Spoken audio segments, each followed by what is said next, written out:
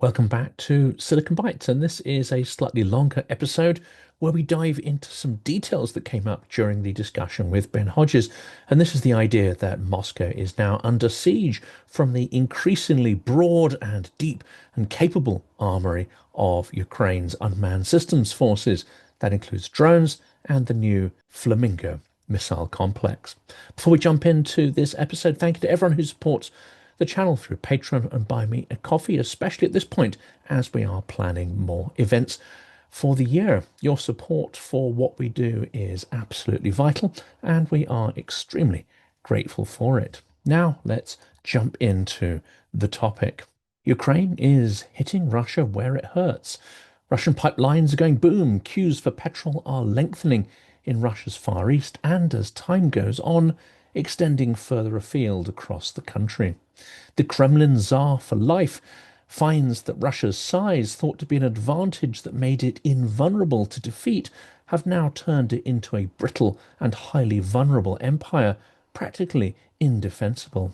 We'll unpack fresh strikes that threaten Moscow's fuel lines, meet Ukraine's new long-range Flamingo missile, and follow the spider silk of a campaign that shredded Russia's aura of invulnerability. Has the siege of Moscow begun in earnest? Why Moscow's fuel supply is at risk? Well, Russia's resources are not found in Moscow, but in the provinces, in its colonies. Moscow is a voracious consumer of energy, materials, and resources, food, oil, and gas. It drinks fuel through pipelines and refineries strung along hundreds of kilometers, particularly from Ryazan, a major refining hub that has repeatedly been hit since 2024 to 25. Independent reporting this spring noted that Ryazan's refinery output was halved or suspended after drone strikes. Analysts warned that Moscow's downstream supply was unusually concentrated in a small number of chokepoints. One Ukrainian frontline report put it brazenly: Ryazan supplies up to 50% of the Moscow region's processed fuel needs. That was reproduced in Politico. Fast forward to late summer 2025, Russia's own media and international outlets have chronicled a grinding fuel and economic squeeze on the aggressor. Queues talk of fuel rationing in the regions and sharp price hikes. As The Guardian summarized on August 27th, Ukrainian attacks took about 17% of Russia's refining capacity offline. That's now gone up to an estimated 25% just a few days later. And with A95 petrol prices up 54% since January, that is in The Guardian. We now get daily updates about Ukrainian strikes on Russian oil refining, fuel transport, and processing infrastructure. The war of battlefield attrition has become an energy war of attrition. Over the past few weeks, Ukraine has intensified a drone campaign targeting Russia's oil infrastructure, cutting roughly 17 to 25% of the country's refining capacity, equivalent to 1.1 million barrels of oil per day. That was reproduced in The Guardian and Reuters. This isn't just abstract, it is a seismic blow impacting refineries from Syzran in Samara to Krasnodar's industrial belt. The Syzran refinery is part of Russia's economic backbone in Samara and was shut down after suffering direct damage. In Krasnodar, facilities at Slavyansk, Afipsky, and Ilsky were severely damaged. Some even ceased their operations. The Ust-Luga terminal took a 50% hit due to pipeline destruction. Breakdowns were also reported at Volgograd, Saratov, Novoshakhtinsk, Novokubishevsk, and the besieged Ryazan refinery, which already operated at half capacity following earlier strikes. And that's not all. The Druzhba pipeline's Unecha pumping station was breached, slowing fuel flows to Hungary and Slovakia. A drone-induced fire even broke out at an oil depot in Sochi. Well, we've seen that before. Remember the TikTokers doing a little dance in front of a burning oil facility. These coordinated attacks spanning regions and multiple systems mark one of Ukraine's most effective infrastructure disruptions yet, according to Reuters. And unlike the slow burn of Western economic sanctions, the impact of Ukraine's strikes has been immediate. Across Russia, from Crimea to Siberia, fuel queues stretched for miles, gas stations ran dry, regions began rationing, grappling with surging prices and panic buying, as well as stockpiling, or those who can afford to stockpile. And A95 petrol prices are up over 50% since January. That's according to The Guardian and The Wall Street Journal. In some areas, wholesale gasoline spiked by 45% and rationing became unavoidable.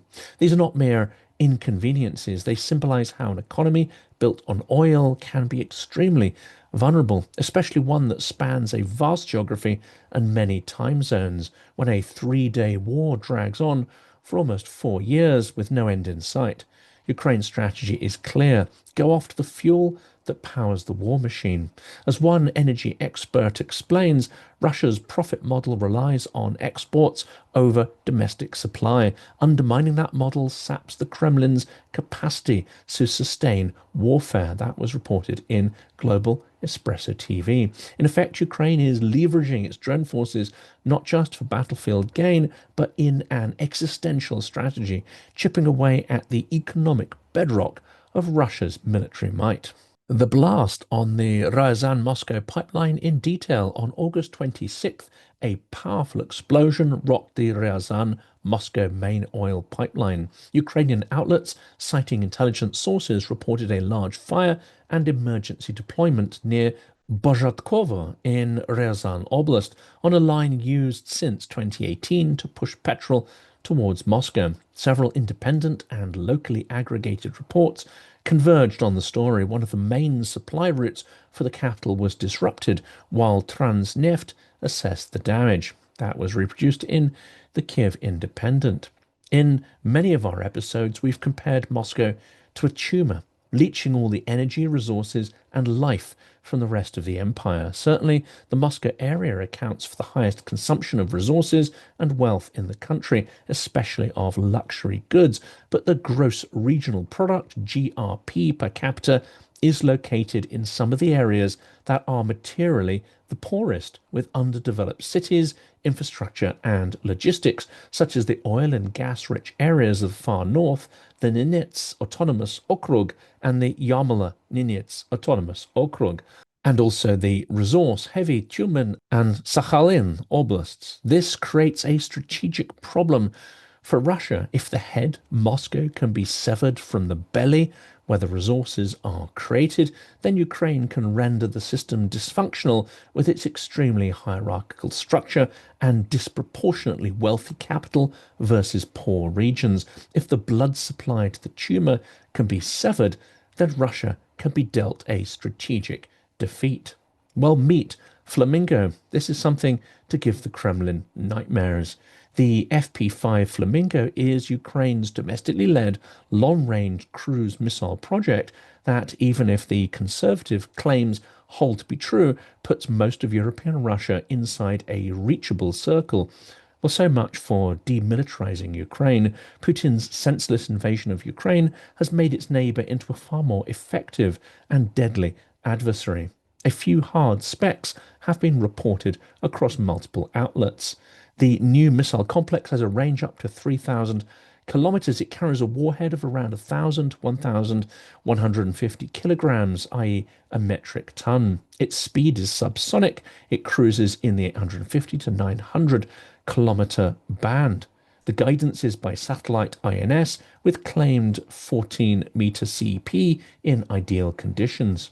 The CEO, Irina Terech, of the maker of the missile system, Firepoint, claimed in Politico that Flamingo is a long-range cruise missile that can carry a 1,150-kilogram warhead and fly into Russia for 3,000 kilometers. That puts a huge number of strategic objects within Ukraine's reach. So what is the implication here? If mass-produced, even at modest rates, Flamingo turns every refinery, every long-distance substation, oil port, and strategic airfield into a planning problem for Russia. The weapon's very size and non-stealth profile will, of course, invite interceptions. But as Ukrinform's analysis notes, Russia's challenge isn't just technology, it's coverage, the sheer availability of systems and targets in numbers required to protect such a vast airspace. That was reported on August 23rd, 2025 in Ukrinform. Pipelines bring fuel, but power runs everything else. Rail signaling to pump stations, refinery controls to air defense radar farms.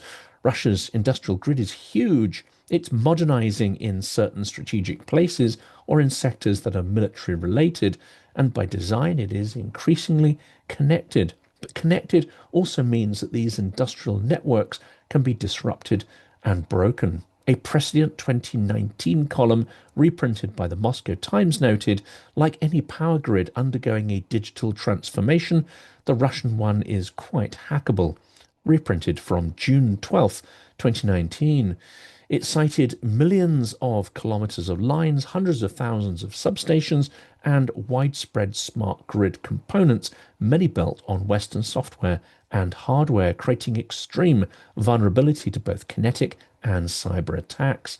Now overlay drones and missiles with cyber in a combined approach. Over the past 2 years, Reuters and others have documented repeated Ukrainian strikes on Russian power substations, notably in Kursk and the Volgograd regions, sparking fires and forcing load reductions, even at the Kursk nuclear power plant, via a damaged auxiliary transformer, 50% cut to one reactor's output. Well, that story was covered in Reuters.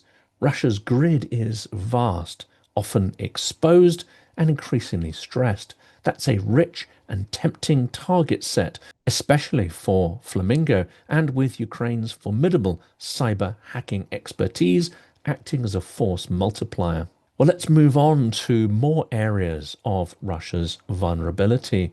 Yamal Cross is located approximately 2,700 kilometers from the Ukrainian border, thanks to the Twitter account Slava Ukrainia, Heroyam Slava, and others for the insights and description of why Yamal Cross would be such a strategic and significant target for Ukraine's Flamingo.